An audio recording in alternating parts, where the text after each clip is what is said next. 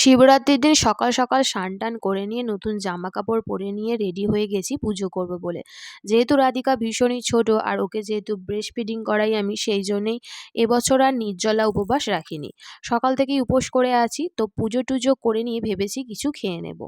তো যাই হোক, ঠাকুর পুজোর জন্য বাপি এখানে কিছু দিয়ে গেছে, এই যে ডাব, বেলপাতা, বেল, আকন্দ ফুল, তো সব কিছুই মোটামুটি দিয়ে গেছে। আর আমি এখানে ঠাকুর পুজোর জন্য যে ঠাকুরের মাথায় দুধটা ঢালবো, তো সেটা এখানে তৈরি করছিলাম। কিন্তু রাধিকা যেহেতু ভীষণই ছোট আর ও একদমই একা একা থাকতে চাইছে না, দোলনাতেও থাকতে চাইছে না, আর আজকে আবার ঘুমোতেও চাইছে না, তো সেই জন্য ওকে নিয়ে জোগাড়টা করছিলাম। তো সবকিছু জোগাড় করে নিয়ে আমি চলে এসেছি পুজো করব বলে। আর এবছর ভেবেছিলাম যে ঠাকুরের জন্য একটা বেলপাতার মালা গাঁথবো, কিন্তু রাধিকাকে নিয়ে সেটাও এবছর সম্ভব হয়নি। তো যা ছিল সব কিছু দিয়েই ঠাকুরকে পুজো করলাম, কিন্তু বেলটা দিতেই আমি ভুলে গিয়েছিলাম।